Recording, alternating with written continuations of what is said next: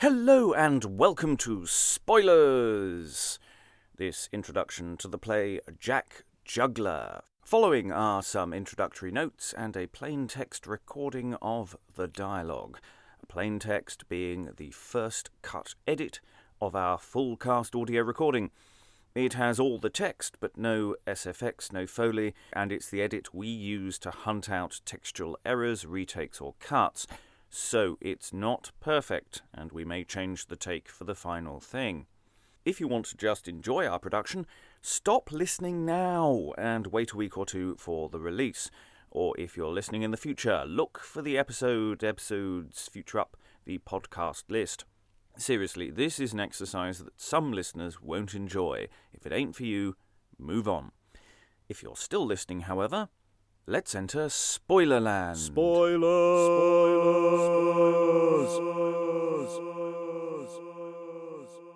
Yeah, that sound effect really needs work. Okay, Jack Juggler was written by someone and printed sometime in the early 1560s and performed by children somewhere probably sometime before that. We're continuing our progress through the play with the introduction to the title character Jack Juggler, and that's lines 84 to 191 in every edition I have.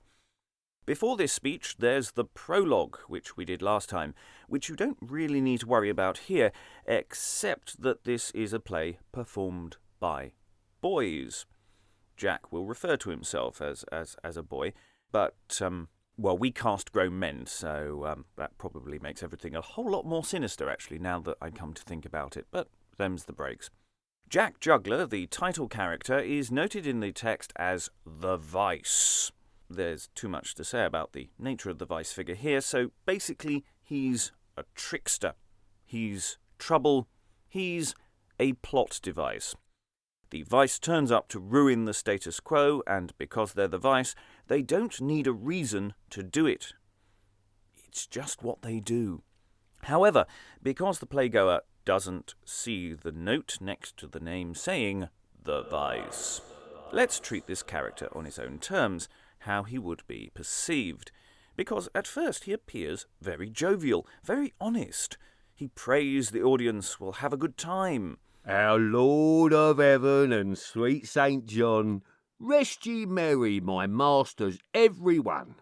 And I pray to Christ and sweet St. Stephen, send ye all many a good. And he goes off on those lines for a while. He's effusive, fast, fun. And then he starts to talk about himself. For heartily. For I have laboured all day till I am weary, and now am disposed to pass the time and be merry. And he talks about, despite all this hard labour, about being merry, about how his mother taught him to be merry regardless of the circumstance at the time. Be merry at all times, people. But, Jack, tell us, what sort of activities do you consider to be merry? I'm thinking not tiddlywinks. And now, if all things happen right, you shall see as mad a pastime this night as you saw this 7 years, and as proper. He's going to do something, but who is he? This character hasn't introduced himself yet.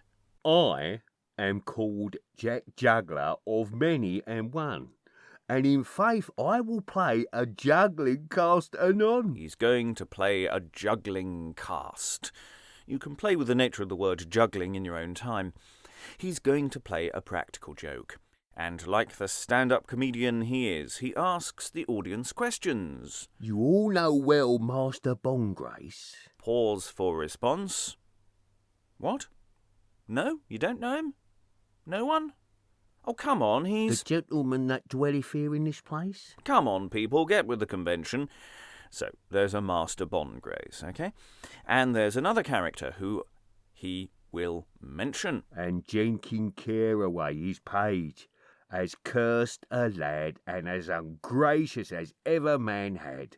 An unhappy wag and as foolish a knave withal as any is now within London wall. Jenkin Caraway, right? And we're in London. Got it? So, Jack Juggler making exposition fun. Now, Jenkin Caraway is not Jack's favourite person. This Jenkin and I been fallen at great debate for a matter that fell between us a late, and hitherto of him I could never revenged be, for his master maintaineth him and loveth not me. And that's actually pretty much all the justification Jack Juggler gives for the jape he is going to perform. There will be very little more detail because, well, he's the Vice and he doesn't really need more motivation. He's just gonna get him. So, he saw Caraway earlier. It chanced me right now in the other end of the next street with Jenkin and his master in the face to meet. I abode there a while playing for to see at the bucklers, as well became me. It was not long time, but at the last back cometh my cousin Caraway, homeward full fast. So Caraway and his master Bongrace passed some people playing at sword fighting, or for that matter maybe at an actual fencing school, where Jack stays to watch the action. Caraway, after some while, comes back, but without his master, and Caraway is in a good mood. Pricking, prancing and springing in his short coat, and pleasantly singing with a merry note. And it can't just be Jack who thinks Caraway is a bit annoying, because he gets heckled by someone else who's watching the fencing. Now, for the final edit, we're probably going to run this next bit of action as mini flashbacks, so reported speech that Jack Juggler gives here will be acted in some way. But for this episode, you get the text as delivered by Jack. So he's quoting other people's dialogue. Whither away so fast? Tarry a while, said one. I cannot now, said Jenkin, I must needs be gone. My master suppeth hereby at a gentleman's place, and I must thither fetch my dame, Mistress Bongrace. But yet, ere I go, I care not much at the bucklers to play with thee one fair touch. So we get from this that Caraway is easily distracted. He's not doing whatever his master told him to do. He's going to do some sword fighting in the street. And he's not going to stop this fighting till he wins. It's suggested that perhaps he isn't very good, because he says he won't go till he gets a touch on his opponent, and half an hour passes before finally he leaves playing. That may be a stretch, but the image in our minds is of a young lad who's A, easily distracted, and B, not brilliant at things. Because when he finally leaves to run his errand, which is to fetch his mistress, he gets distracted again. Within half an hour, or somewhat less, Jenkin left playing and went to fetch his mistress. But by the way, he met with a fruiterer's wife. There Jenkin and she fell at such strife for snatching of an apple that down he cast her basket and gathered up the apples fast, and put them in his sleeve. Then came he his way by another lane, as fast as he may. He does some urban scrumping. He steals someone's wares and runs away after upsetting the apple cart. Now, all this is told by Jack, but his account is proven to be pretty accurate later. Vice though he be, he's not telling a lie. He's also stalking his prey to some degree, which is perhaps quite sinister when you have time to think about it later, which the audience live wouldn't. Remember, the tone of a piece is in relation to the thinking time allowed. So most comic plots to plays are actually quite evil when you actually think about them. Watching them in real time, however, the action tends to mask this. Anyway, Caraway is observed getting distracted again. Till he came at a corner by a shop stall, where boys were at dice, faring at all. When Caraway with that good company met, he fell to faring without and let. He's forgotten his errand and now he's gambling. And he's not very good at it. Jack Juggler now basically diagnoses Caraway with a gambling addiction. For I know his old guise and condition, never to leave till all his money be gone. For he hath no money but what he doth steal, and that will he play away every deal. Now, here Jack says he left Caraway at this point, so he's not quite fully stalking him. And then he has his idea of a merry jest. Remember that? He brought that up earlier. He set up the malice towards Caraway. He paints a picture for us now of his victim. And now here's the plan. He demonstrates to the audience his costume. Jack Juggler is dressed just like Caraway. These garments, cap, and all other gear that now you see upon me here, I have done on all like unto his for the nonce, and my purpose is to make Jenkin believe, if I can, that he is not himself, but another man. Yes, he's going to get Caraway by pretending that he, Jack, is Caraway. Jack is going to provoke an existential crisis. Now, that's evil.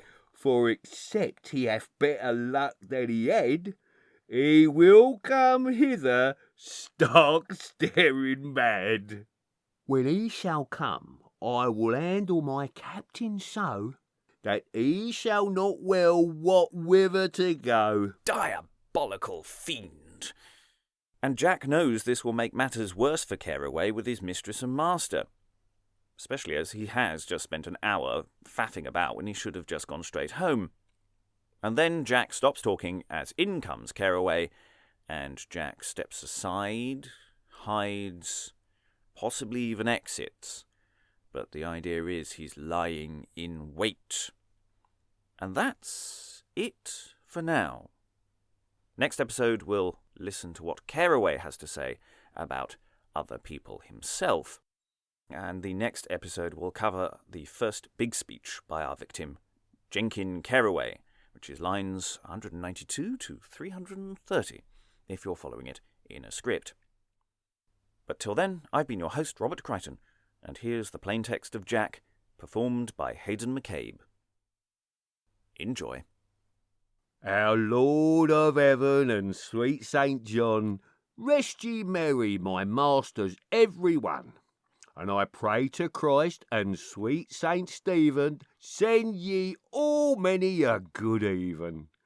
And you too, sir, and you also, good even to you 100 times and 1,000 mo. Now, by all these crosses of flesh, bone, and blood, I reckon my chance right marvellous good, here now to find all this company which in my mind I wished for heartily. For I have laboured all day till I am weary, and now am disposed to pass the time and be merry. And I think none of you but he would do the same, for who will be sad and needeth not is foul to blame. And as for me, of my mother I have been taught to be merry when I may, and take no thought. Which lesson I bear so well away, that I used to make merry once a day.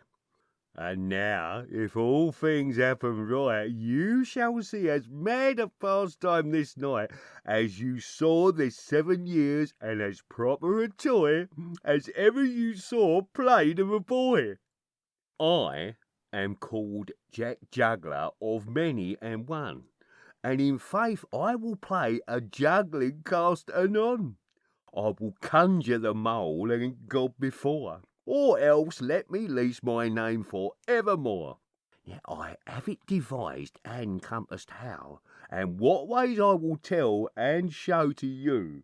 You all know well Master Bongrace, the gentleman that dwelleth here in this place, and Jenkin Caraway, his page, as cursed a lad and as ungracious as ever man had, an unhappy wag and as foolish a knave withal as any is now within London wall. This Jenkin and I been fallen at great debate for a matter that fell between us a late, and hitherto of him I could never revenged be. For his master maintaineth him, and loveth not me. Albeit the very truth to tell, neither of them both knoweth me very well. but against all other boys the said gentleman maintaineth him all that he can. But I shall set little by my wit, if I do not Jenkin this night requite. Ere I sleep, Jenkin shall be met, and I trust to come partly out of his debt.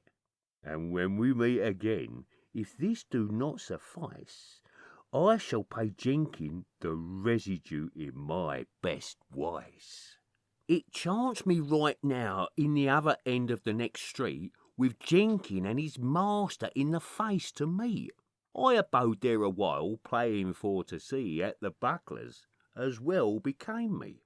It was not long time, but at the last back cometh my cousin Careaway, homeward full fast, pricking, prancing, and springing in his short coat, and pleasantly singing with a merry note. "Whither away so fast?" "Tarry a while," said one. "I cannot now," said Jenkin, "I must needs be gone. My master suppeth hereby at a gentleman's place, and I must thither fetch my dame, Mistress Bongrace. But yet, ere I go, I care not much at the bucklers to play with thee one fair touch." To it they went, and played so long till Jenkin thought he had wrong. "By Cock's precious podstick, I will not home this night," quoth he, "but as good a stripe on thy head light." Within half an hour, or somewhat less, Jenkin left playing and went to fetch his mistress. But by the way he met with a fruiterer's wife. There Jenkin and she fell at such strife for snatching of an apple that down he cast her basket and gathered up the apples fast, and put them in his sleeve. Then came he his way by another lane as fast as he may, till he came at a corner by a shop stall, where boys were at dice, faring at all. When Careaway with that good company met, he fell to faring without and let, forgetting his message, and so did he fare, that when I came by, he gan swear and stare, and full bitterly began to curse, as one that had lost almost all in his purse. For I know his old guise and condition, never to leave till all his money be gone. For he hath no money but what he doth steal, and that will he play away every deal.